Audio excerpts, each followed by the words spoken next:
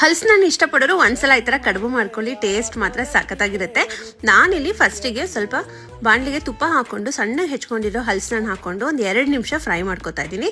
ಆಮೇಲೆ ಅದಕ್ಕೆ ಒಂದು ಅರ್ಧ ಕಪ್ ಅಷ್ಟು ಬೆಲ್ಲದ ಪೌಡರ್ ಹಾಕೊಂಡು ಅದಕ್ಕೆ ಹಸಿ ಕಾಯಿ ತುರಿನ ಒಂದು ಅರ್ಧ ಕಪ್ಪು ಮತ್ತೆ ಏಲಕ್ಕಿ ಪೌಡರ್ನ ಹಾಕಿ ನೀಟಾಗಿ ಮಿಕ್ಸ್ ಮಾಡಿಬಿಟ್ಟು ಒಂದು 5 ರಿಂದ 10 ನಿಮಿಷ ಲಿಡ್ ಕ್ಲೋಸ್ ಮಾಡಿ ಇಟ್ಬಿಡಿ.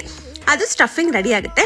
ಆಮೇಲೆ 1 ಕಪ್ ಅಕ್ಕಿ ಹಿಟ್ಟಿಗೆ 2 ಕಪ್ ನೀರಂಗೆ ಅಳತೆ. ಹಾಗೆ ನಾನಿಲ್ಲಿ ಸ್ವಲ್ಪ ನೀರು ಕುದಿಯಕ್ಕೆ ಇಟ್ಬಿಟ್ಟು ಅದಕ್ಕೆ ಉಪ್ಪು ಹಾಕಿ ಅಕ್ಕಿ ಹಿಟ್ಟನ್ನ ಹಾಕಿ ಮುದ್ದೆಲ್ಲ ಮಾಡ್ಕೋತಿರಲ್ಲ ಸೇಮ್ ಅದೇ ರೀತಿ ಕ್ಲೀನಾಗಿ ಅದನ್ನ ಚೆನ್ನಾಗಿ ನಾದ್ಕೋಬೇಕು ಗಂಟಿಲ್ದಂಗೆ. ಆಮೇಲೆ ಈ ಥರ ಪುಟ್ಪುಟಾಣಿ ಉಂಡೆ ಮಾಡಿಕೊಂಡು ಅದನ್ನ ಪೂರಿ ಥರ ಲಟ್ಟಿಸ್ಕೊಂಡು ಅದ್ರ ಮೇಲೆ ನಾನಿಲ್ಲಿ ಸ್ಟಫಿಂಗ್ ಇಟ್ಬಿಟ್ಟು ಕ್ಲೋಸ್ ಮಾಡಿದ್ರೆ ಆಯಿತು. ನಿಮಗೆ ಯಾವ ಸೈಜಲ್ಲಿ ಬೇಕೋ ಆ ಸೈಜಲ್ಲಿ ಮಾಡ್ಕೊಳ್ಳಿ ನೀವು.